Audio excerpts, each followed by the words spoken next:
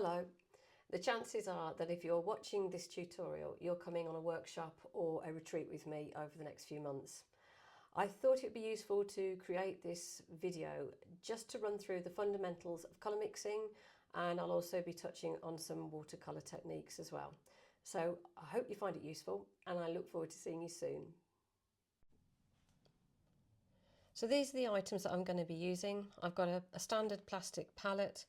I've got 4 colours. They're Winsor and Newton professional range, Quinacridone magenta, Maganese blue hue, Winsor lemon and lamp black. I've got paper towel and I've got a couple of glasses of water, and I'm going to be demonstrating on a sheet of paper, and this is 350 GSM by C. White of Brighton, textured. So I designed this sheet a few months back now to help students understand colour mixing using just 3 colours, 3 primaries plus black, and I tend to use colours that are very similar to the kind of colours that you'd find in your printer inks.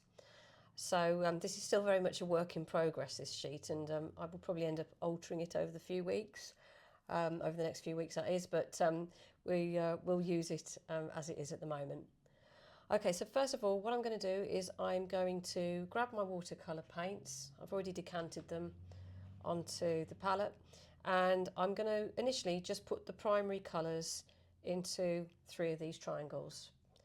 So I'm adding a little bit of water to the magenta, I'm making a reasonable size pool of it. And I'm just going to drop the magenta into this section here. I would say that this paint is about the consistency of tea. So it's quite runny, but it really doesn't matter how runny it is because we're just colouring in these triangles. So that's my magenta, and I'm just going to clean my brush.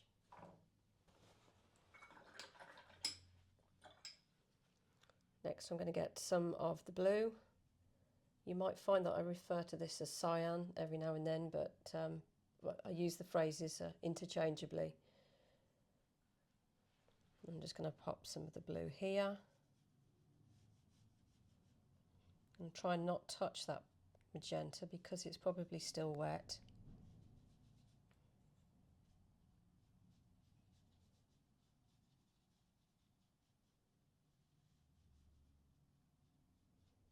And now I'm going to rinse my brush and grab some yellow. Now at this stage it's really important to keep our colours really pure.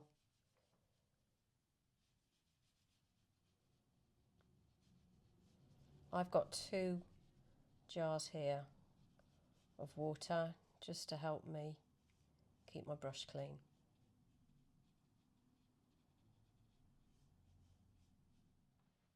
What I'm going to do now is just label these up. So that is yellow, cyan and magenta.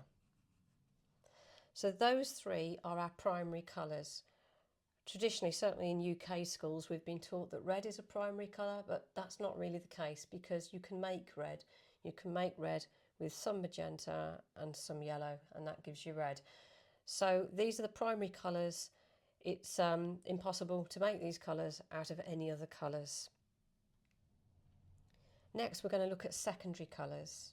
So secondary colours are the colours that result when you mix 2 primaries together. So I'm going to pop some magenta in here.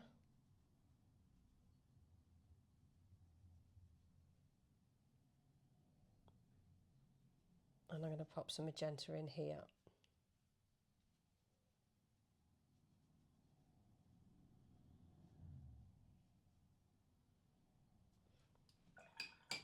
Again, cleaning my brush off thoroughly. In this box, I'm going to pop some of the cyan.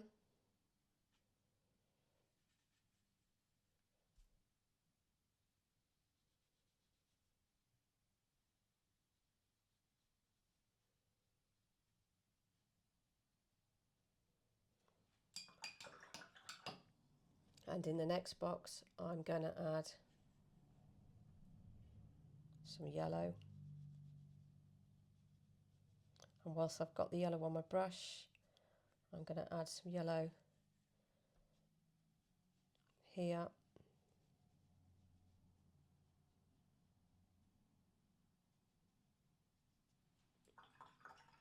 and then next door to that I'm going to pop some of the cyan.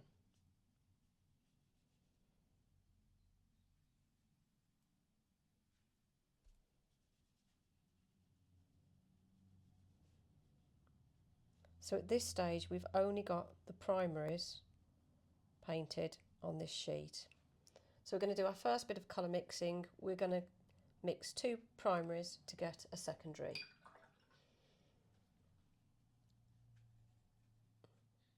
So I'm mixing the magenta and the cyan to get a purple.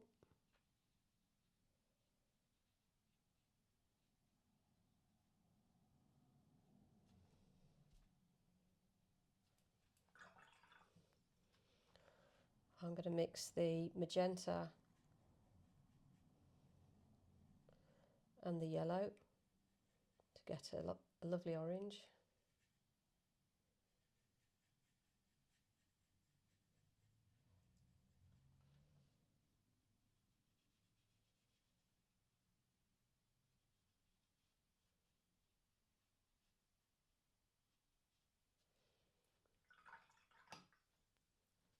And finally I'm going to mix a cyan and a bit of yellow to get a green. It's a lovely vibrant green.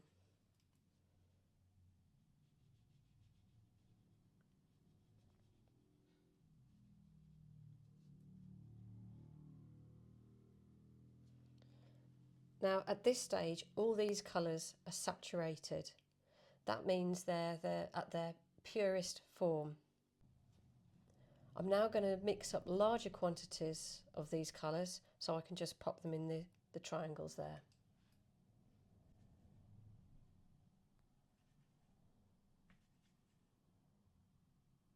See, I'm very careful not to pick up that little bit of orange in there, otherwise it's going to desaturate the colours and I don't want to do that at this stage. So blue and yellow mixed together to make the green.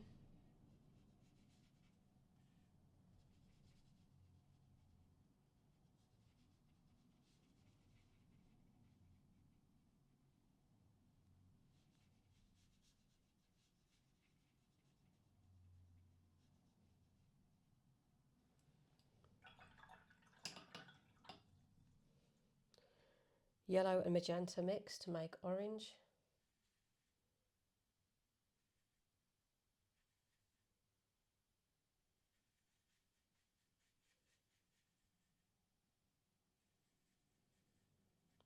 You don't have to be precise on your orange, just make sure it's looks like an orange. Some oranges are going to be redder than others according to how much magenta you put in. See, this one over here is redder than this one here, but they're both orangey and they're both saturated. They've both been made up of just 2 colours.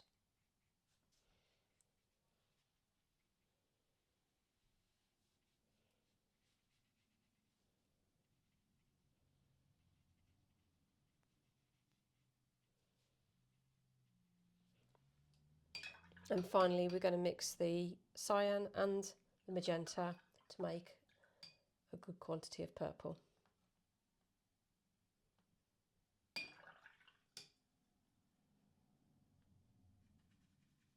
And again, your purples will vary according to the mix that you put in, but I'm going to pop a bit more blue in that, but as long as it's purpley, that's fine.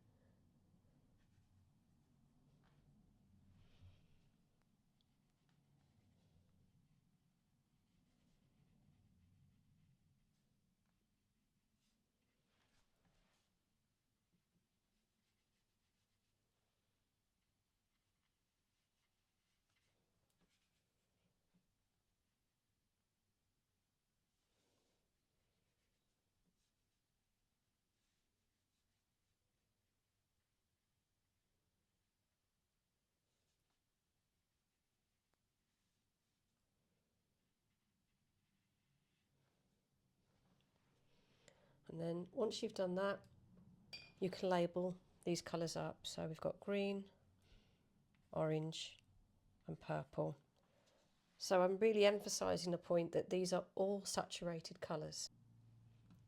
The next thing I want to look at are complementary colours. So complementary colours are the colours that sit opposite each other on the colour wheel, and we're going to fill those in just over here. So in no particular order, it's just what's nearest to me. I'm going to pop some purple here.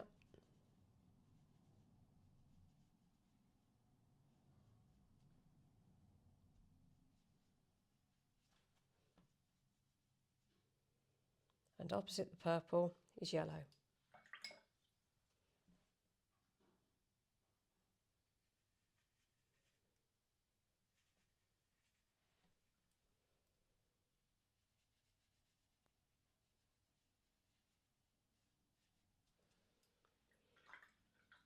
We'll pop an orange here.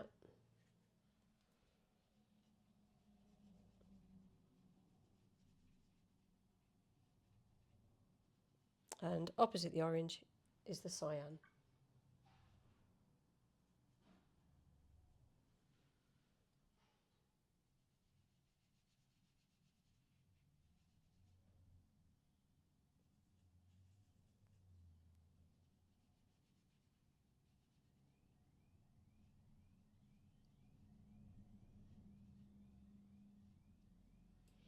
And finally, we'll pop the green here.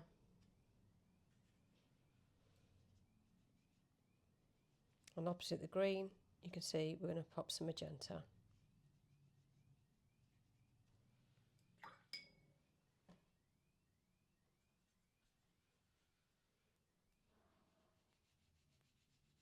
Now, it can be pretty tricky to remember the complementary colours, certainly when you're working at speed. So I've created this little drawing here that we can colour in to hopefully remind us of the complementary colours. So we've got bougainvillea here, pink and green, or magenta and green. We've got pansies, yellow and purple, and we've got a kingfisher, orange and cyan. So I'm just going to quickly paint those just to remind me of the colours.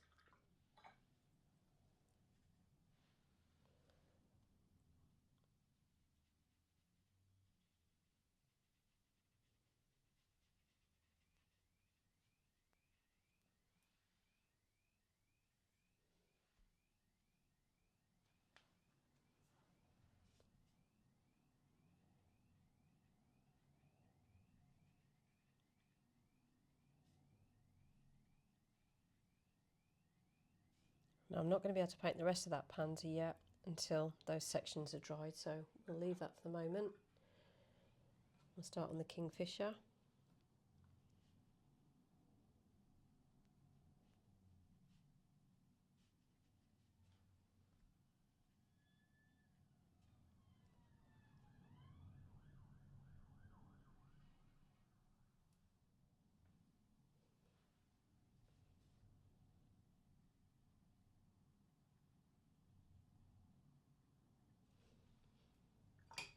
We need to let that dry before we put the cyan on. So we'll do the bougainvillea next, which is like a magenta flower.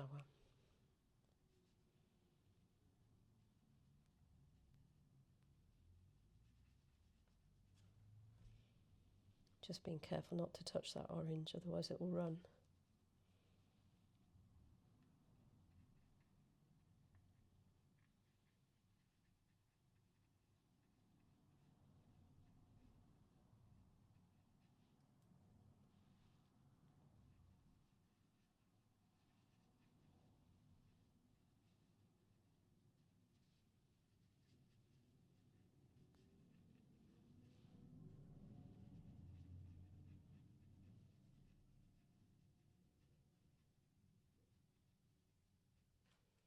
I'll just do the leaves, which represent the green.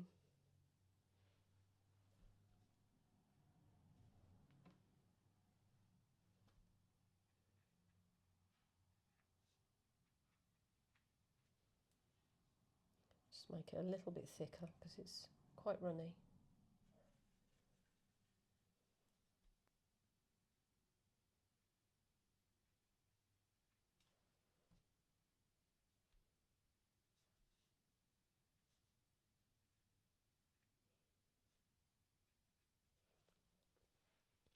And for those of you who haven't painted before, then just simply colouring in little line drawings like this is quite a nice introduction to painting in watercolour.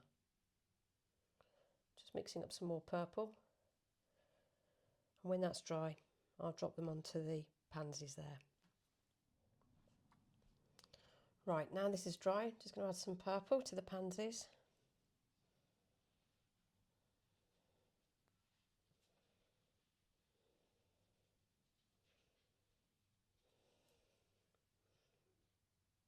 Oops, wrong colour.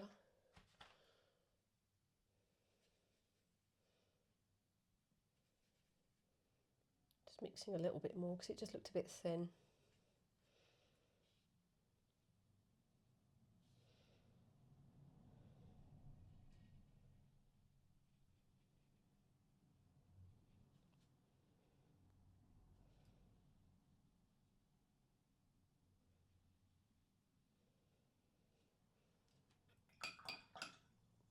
And then just add a little bit of cyan to that kingfisher. You'll probably have to do it in two parts because the one bit's touching the purple.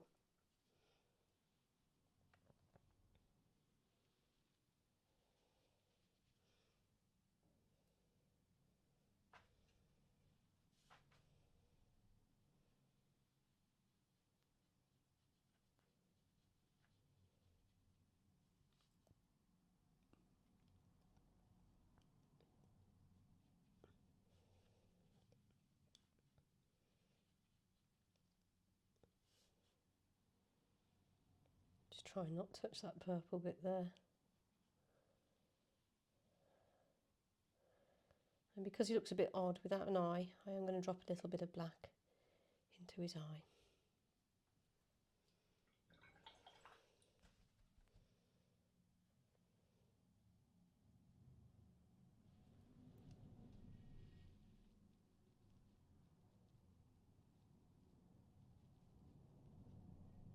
And also into his beak.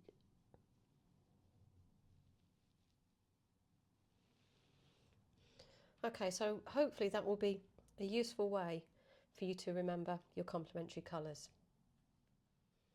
So you might be asking, well, what's the point of complementary colours?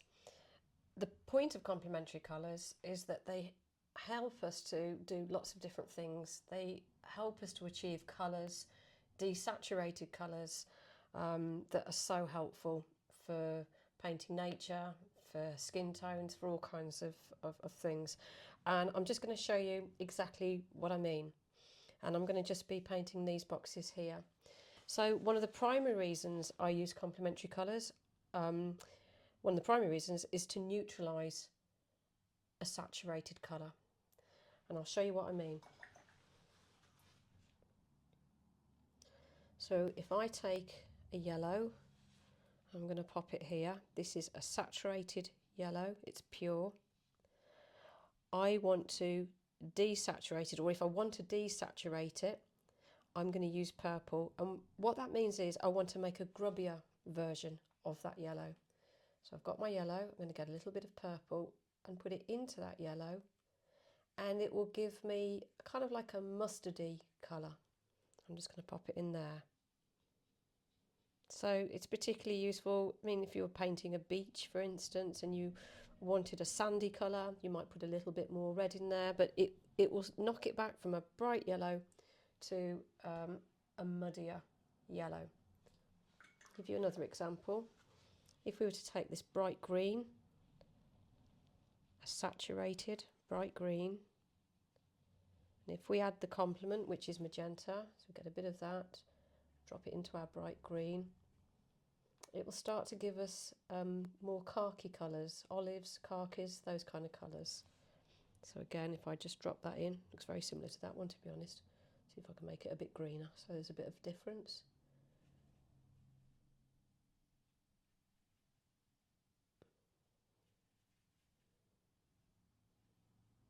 That's better, looks a bit more different now. There we go. So you can see we've gone from a bright zingy green to a grubbier green, for want of a better word. And we'll do an example in this final box. So let's just say we are doing, let me just think, which ones haven't we done? So we've done yellow. So let's just say we want to change this bright orange into a grubbier orange, in other words, into a brown. There's our bright orange. We are going to add a bit of blue. You've got to be careful that you don't add too much, otherwise it starts going green. And sometimes you have to offset that with a bit more magenta, but it will give you an idea anyway. So you can see there, we've now got a brown. So that's one of the main reasons I use complementary colours. It's because it makes a grubbier version of the saturated colour. They're also brilliant to use to make skin tones, and I'm going to give you an example. I'm going to clean this up first and then come back to you and give you an example. Now I remember going on one of my very first art classes, and somebody asked what colour made skin tone, and I was a student myself, and I found it remarkable that people were going yellow, red and blue, but actually it is yellow, magenta and blue. I'm going to show you what I mean. So if we start by mixing a bit of yellow, a little bit of magenta, and clearly that's not a skin tone because it's too orangey. If we put a bit of blue in it, just a little bit, you'll see that we start to get more of a skin tone. Now this is where water is really, really important, because even though this might not look like a skin tone, once we add water to it, you'll see that it does look more of a skin tone. So I'm just adding some water, and I'm just going to pop the resultant colour in here. So you can see that would be one skin tone. If it's the skin in shadow, you might find that it's going to be slightly bluer. So for instance, I'm just going to pop some in there. Or if you find it's part of the face that might be like the cheeks or the lips where it might be a bit redder, you can adjust it with, say, a little bit of magenta. Again, plenty of water, and you'll get yet another skin tone. And already you can see how remarkable it is that these very bright garish colours can be knocked down into these really, really muted colours. One of the other reasons that we use desaturated colours is to make effective shadow colours. And I'm going to give you an example. I'm going to show you that now with these two apples. So first of all, I'm going to paint a green apple. So I'm going to make up some bright green. It's not a very realistic green because I just really want to do this just to make a point, to be honest, this demonstration. So I've made up a pure green that's cyan and yellow. And in a moment, I'm going to paint that apple, but I also want to paint it in shadow, or part of it in shadow. So I'm going to mix up a green now, but this time I'm going to put a bit of the complement in, which is magenta, to make me a really beautiful olive colour. Now thinking ahead, I need to make this colour thicker than this colour to prevent blooms. You might still end up with blooms, but it hopefully will prevent that. So this is going to be your first painting experience where we're going to be doing like wet into wet and that kind of thing. I'm just going to make it a little bit greener, a little bit thicker. That's it. Just didn't feel quite thick enough. So I've got two versions of green. I've got the bright saturated one, and I've got the dark one now, the dark thick one. And again, it's just these three colours, that's all that we've used. So I'm going to pretend that the light is coming in from this side. So the light's going to be that side and the darks are going to be that side. I'm just going to drop a little bit of light here, like a little bit of shine. Now I'm going to add a little bit of just pure water. It's a bit murky, I'm afraid. There's a bit of colour in there. So that's going to be my lightest section, and then I'm going to come in then with my greens. So this is the pure green first of all, the saturated one.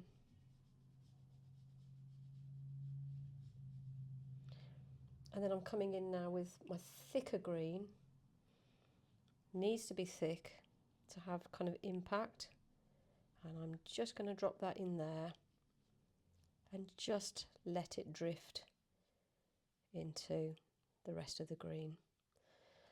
And I'm just going to tip my paper a little bit to encourage it. Okay, and this is called wet into wet because we've added wet paint to wet paint.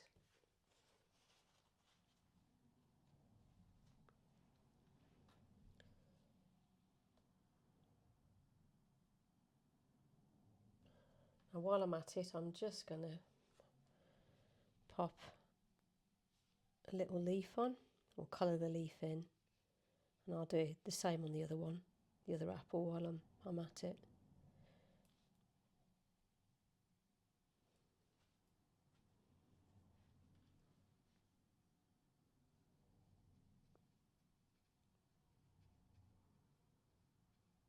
And now I'm going to tidy my palette up and we're going to do a red apple.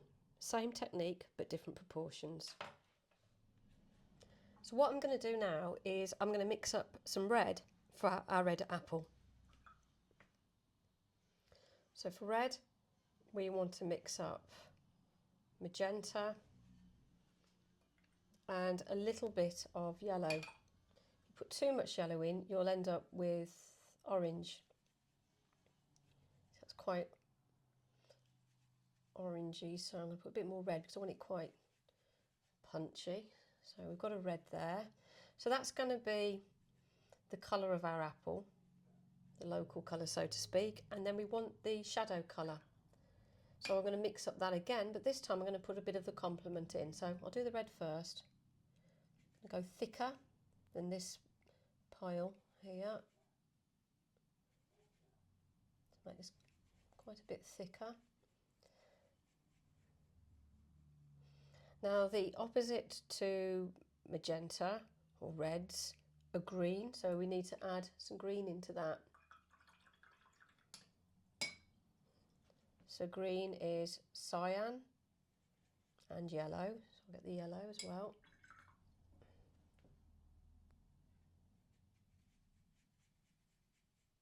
And we're starting to get a browner colour. Just a bit more green in there. So again, cyan and yellow is green. And you see how we're getting a darker colour. So it's exactly the same colours that we're mixing, exactly the same as the previous apple, but in different proportions. So I'm going to go in with a little bit of water here. Just cut around that shine. I'm going to scoop up some of this red.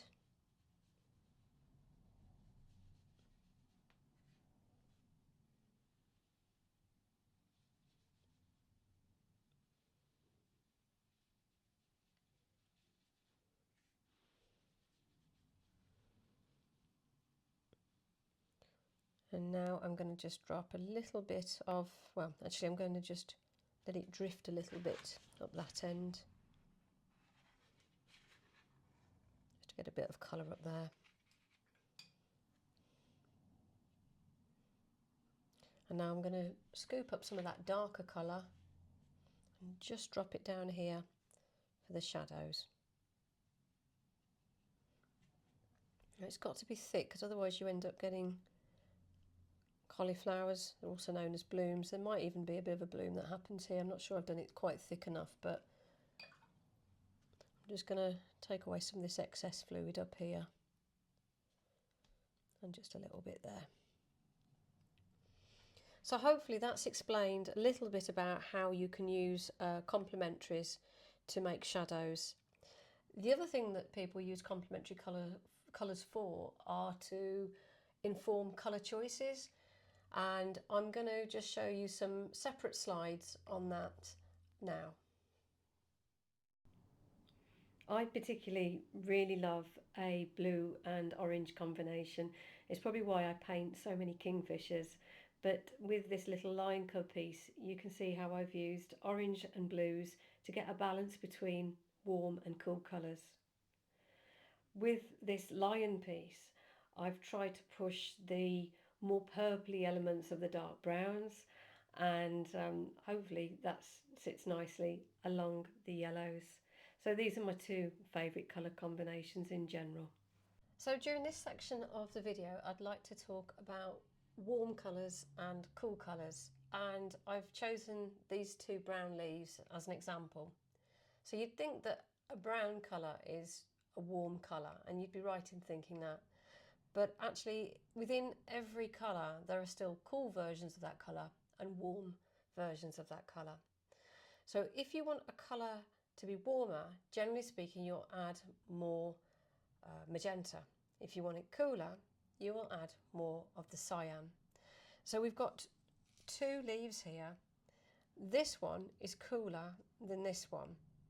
So it's not necessarily talking about the tone, the darkness of something. We're talking about how much blue is in that mix. I'm just going to very quickly show you what I mean. So if I was mixing up this colour, I'd start off with the brown colour, and we know that that is a yellow and a magenta to get an orange, and then a little bit of blue to make it into brown.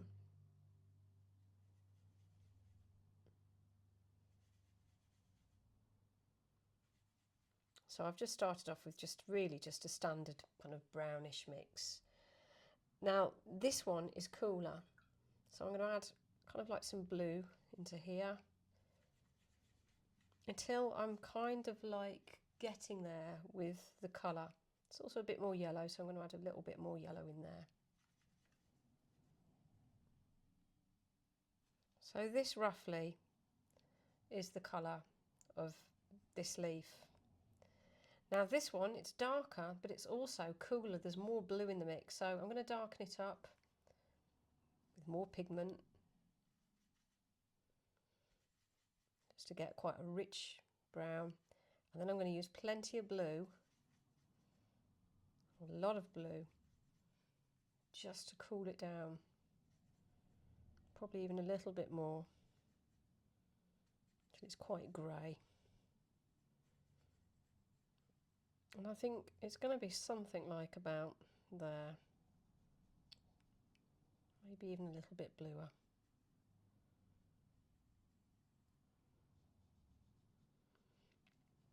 So you can see that this has got more blue in than this one. And the same goes for any kind of colours. So for instance, if we look at these two greens, we've got this one and we've got this one. This one's got more blue in it than this one. This is kind of like a bit more yellowy, it's warmer than this one over here. So with that in mind, I'm just going to paint these leaves in. I'm just going to fill them in with some colours. Some of them are going to be a cool shade, like this one, and some of them are going to be warmer. So if I've got that cool one there, if I add a little bit more red to it, a bit more yellow, I'm going to end up with a warmer leaf.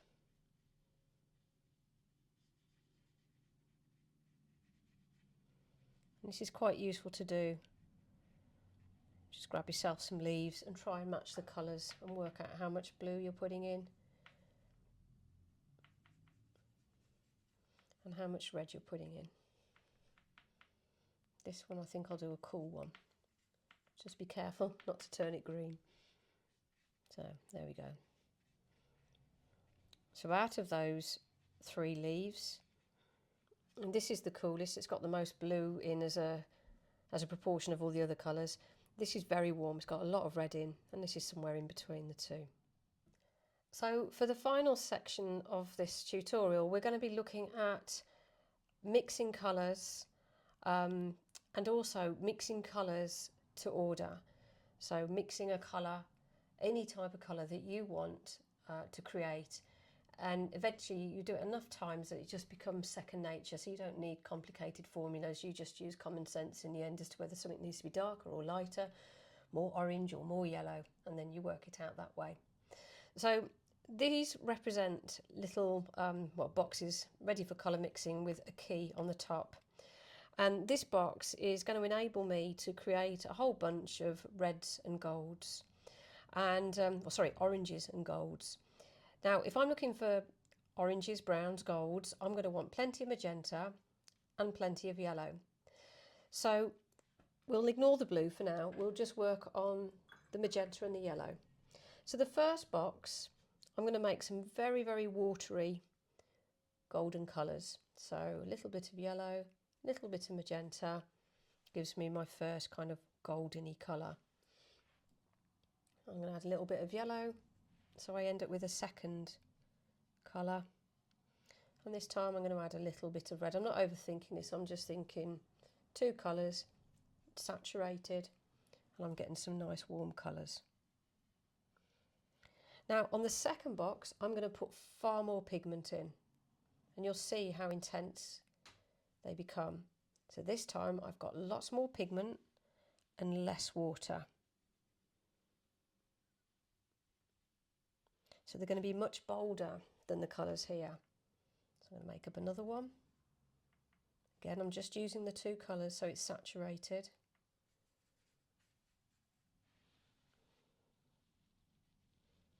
And look how rich that is compared to that one there. And I'll just do a third one. That's a bit too similar to the other one, so I'm going to add a bit more yellow in it.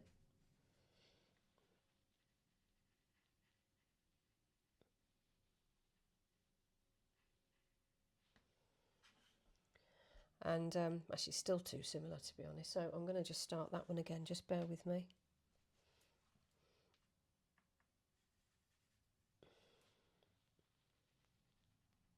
Okay, so we've got 3 different colours now. Now this final rung's important because with this one we're going to put a tiny bit of blue into an orange mix. Now, the trick is not to make it go green, so you don't put loads in, it's just a little bit of that blue.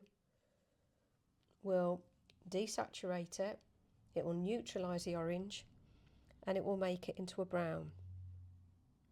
So these are desaturated colours on this bottom rung.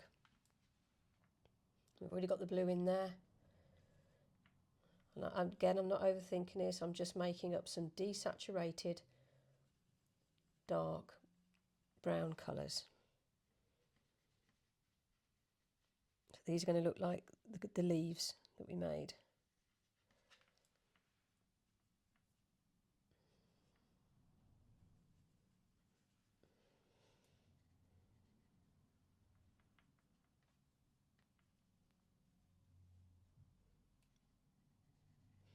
Now you can do it this way. Sometimes if I'm making a brown, I would literally just get the orange and drop a little bit of black into it, which will also get me a brown as well.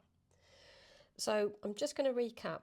This first rung is just magenta and yellow, but lots of water. This is magenta and yellow, but not so much water, more pigment. And this is magenta and yellow with a tiny bit of blue. So suddenly all 3 colours are in there, and they are desaturated colours even, sorry. They're neutralised. Sometimes people will call them greys. So we're going to do exactly the same, but this time we're going to have magenta and blue being the principal colours. I'm just going to clean up my palette and I'll be with you in a minute. So we are now going to make up purples and lilacs, cornflower blues, those kind of colours. And I'm going to do them very, very watery, just like I did on my top rung here. And initially I'm just using magenta and blue. So that's one kind of magenta and blue mix. If I put a bit more blue in it, I'll get a different colour. Still saturated, still just the 2 primary colours. A little bit more. Give you another colour, kind of more like a cornflower blue, that one. On this second rung, I'm going to put more pigment. So much, much pastier, much thicker, more impactful.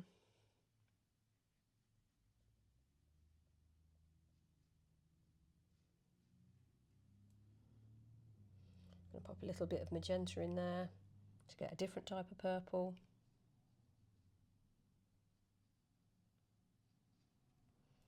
and then maybe, I don't know, put a little bit of blue in to get a slightly different colour.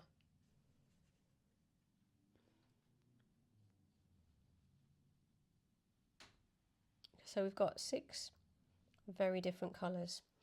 Now this is when the magic happens, because as soon as you drop some yellow into it, it will neutralise that purple and it'll become like a gorgeous grey. So I'm just going to drop a little bit of yellow into the mix. Give it a good old stir. And it will neutralise it.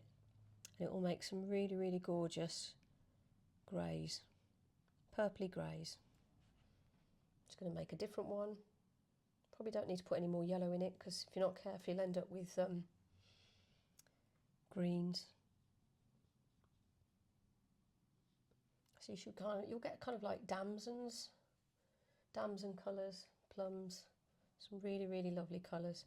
Now I'm making these quite pigment heavy, but they look just as beautiful when there's lots of water in it.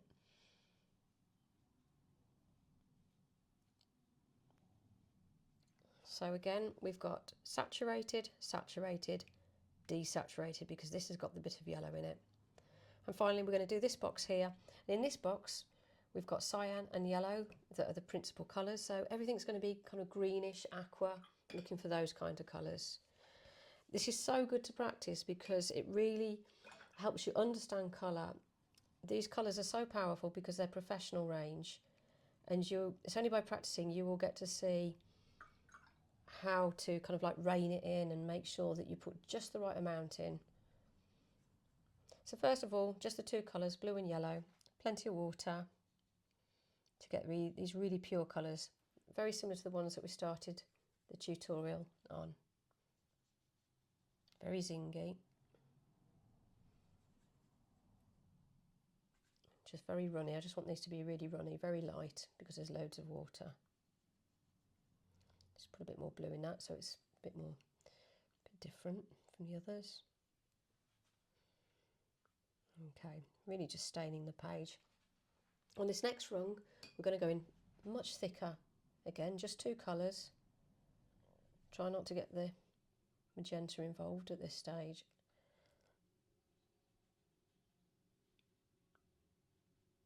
Nice and thick.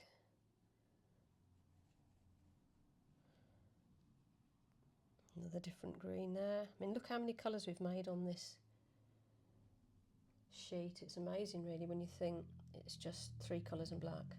I don't think we've actually used the black anyway yet. A bit more blue in that just so it looks a bit different.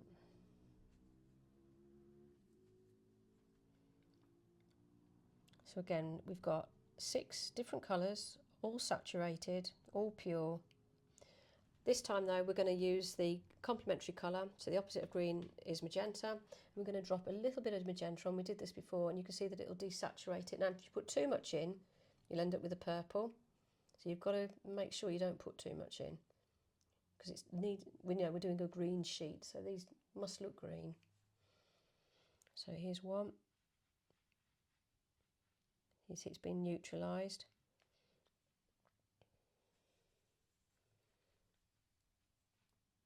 And you'll kind of get some olive colours, some kind of like desaturated jades. You've got some nice colours here.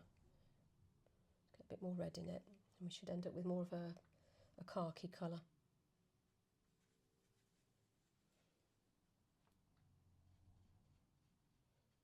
So a really, really nice range of colours.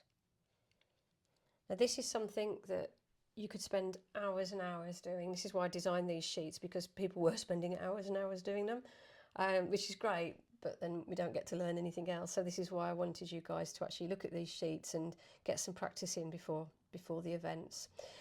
The last sheet that, or the last section of the sheet is this one, which is probably one of the most important ones. It's about how to see a colour and mix to order. And I'm just going to get a sheet of paper and we'll move on to that next. So when it comes to colour mixing an exact colour, a colour of your choice, it can be a little bit complicated, because when you look at all the other colours around the piece, then it can impact on your perception of a certain colour. So for instance, this little bit of blue here Looks kind of quite lightish because it's against, you know, black jumper and the rest of the black of Winnie. But actually, if we put this piece of paper over that blue, it's actually a really, really dark colour. So it can be difficult to assess tone and colour when it's all in one piece. So normally in class, when we're doing this kind of exercise, you know, we will just kind of like put this little viewing hole over different sections, and it will help us to work out colours. I go through quite a methodical process when I'm trying to kind of get an exact colour. So what we're going to do is we're going to have a look at this colour here, for instance, on Winnie's paw. So I'm just going to mask it out with this. And the first question I would ask myself is, what family of colours is that? I'm going to get that masked as well. So what family of colours is it? Now I'm not sure how clear it's going to be, so I'm going to just make that a little bit bigger. That way. And hopefully you can see it. Okay. So it's kind of like a purpley pink colour. So that would be my starting point. So I'd make up a purpley pink colour. So a bit of blue, a bit of magenta is going to give you a purpley pink colour. My next question would be, actually, is it pinker than that or is it bluer than that? Well, it's actually a little bit pinker than that. The next thing I would ask myself is that desaturated or saturated? Well, actually, that is desaturated. At the moment, I've only put blue and pink in, so this is saturated. I want it to be a bit grubbier. So the opposite of purple is yellow. So I'm going to take a tiny little bit of yellow, pop it in, a little bit more, and just start desaturating that colour. And it's kind of getting there, but it needs to be, in fact, it's that colour on the one side, but this side is warmer. It's a bit more orangey. So in other words, to make orange is a little bit of pink and a tiny little bit of yellow. And that's kind of giving us that other colour as well. So you take it through very methodically. You think, what is the family of colours as my starting point? Is it saturated or is it desaturated? Do I need to add the complement? Do I need to go in thicker and pastier with my paint to make it darker? Or is it a light colour? Do I need plenty of water? And that way you can work out the colours that you're trying to create.